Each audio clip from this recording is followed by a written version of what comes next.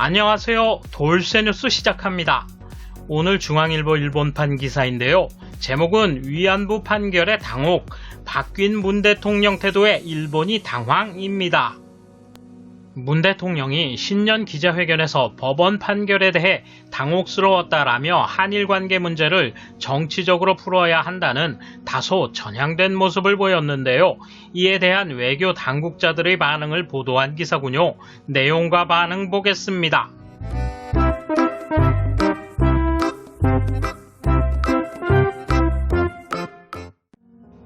한국의 문재인 대통령이 18일 신년 기자회견에서 한일 간 현안에 대해 기존의 강경 기조와 다른 완화된 입장을 보였다. 위안부 피해자에 대한 일본 정부의 배상 책임을 인정한 한국 법원의 판결에 대해서는 당혹스럽다는 발언도 했다.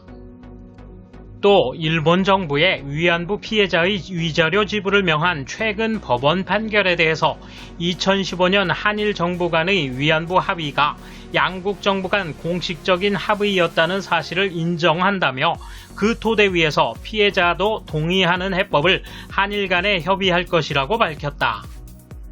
특히 일본이 강하게 반대하는 강제징용 배상 문제에 대해서는 강제집행 방식으로 현금화되는 방식은 양국 관계에서 바람직하지 않다는 생각을 밝혔다. 문 대통령은 이런 단계가 되기 전에 외교적인 해결 방법을 찾는 게 우선이지만 다만 원고가 동의해야 한다며 원고가 동의하는 방법을 양국 정부가 협의하고 우리 정부가 그 방안으로 원고를 설득하는 식으로 접근할 용의를 밝혔다. 이날 문 대통령의 발언은 지금까지 대일강경 기류와는 다르다. 문 대통령은 2017년 12월 한일 위안부 합의 검토 태스크포스 조사 결과가 발표된 뒤 절차적으로나 내용적으로도 중대한 결함이 있었음이 확인된 이라고 말했다. 당시 문재인 대통령은 합의가 양국 정상의 추인을 거친 정부 간 공식적 약속이라는 부담에도 불구하고 나는 대통령으로서 국민과 함께 이 합의에서 위안부 문제는 해결되지 않는다는 점을 거듭 밝힌다라고 말했다.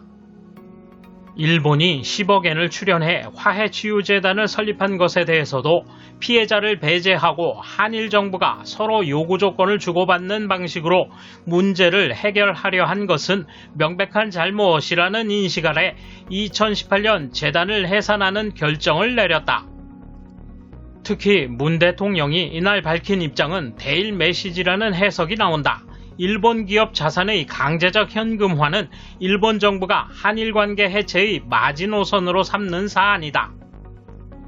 이와 관련해 문 대통령도 바람직하지 않다는 입장을 밝힌 만큼 최악은 피하자는 신호로 해석된다. 한일 간 강제징용 등의 해법을 찾기 위해 물밑 채널 구축에 들어간 것 아니냐는 관측이 나오고 있다. 일본은 갑작스러운 한국 정부의 태도 변화에 당황하는 분위기다. 사카이 부장관은 이날 오후 정례 기자회견에서 문 대통령의 대일관계 발언을 어떻게 평가하느냐는 질문에 대해 정부로서는 이 발언에 유의하고 있다고만 답했다. 해결책을 찾기 위해 일본과 협의하겠다는 발언에 대해서도 유의하는 동시에 한국 측의 향후 행동을 잘 주시하겠다며 평가를 유보하는 입장을 보였다. 외무성 내에서는 진의를 알 수 없다며 한국 정부에 대한 불신감도 나오고 있다고 지지통신은 전했다. 한 외무성 간부는 한국 측이 해결책을 내놓지 않는 한 상황은 달라지지 않을 것이라고 회의적인 반응을 보였다. 총리 관저의 한 간부도 중요한 것은 어떤 행동을 하는 것이라고 문 대통령의 이번 발언을 낮게 평가했다.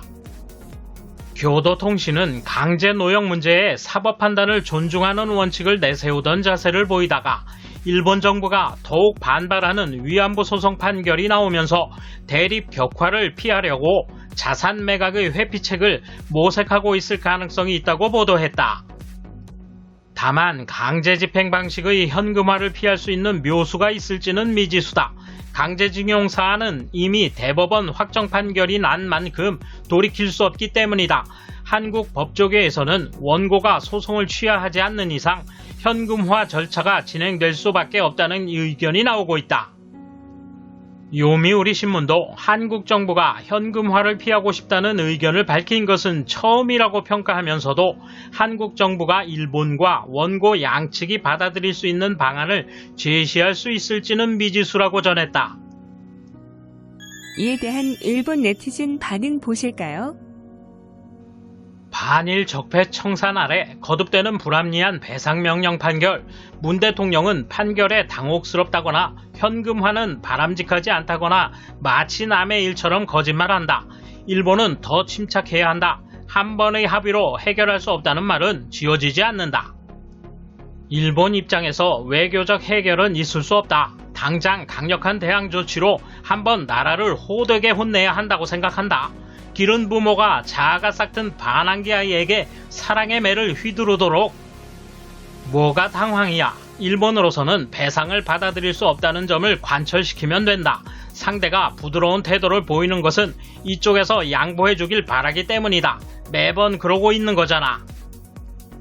영원히 다음 대통령에게 미루어 위안부 합의를 파기하고 한일 기본 합의도 파기하겠다는 거잖아. 일본 정부는 차분히 대응을 진행해 주세요. 일본에서 온 공을 받지 않고 경제적 위기에서 일본에 손을 벌릴 때만 발벗고 나선다. 그리고 협조하지 않으면 매정한 나라라며 과거를 반성하지 않는다고 항의한다. 다루는 방법을 잘 모른다면 다루지 않으면 된다.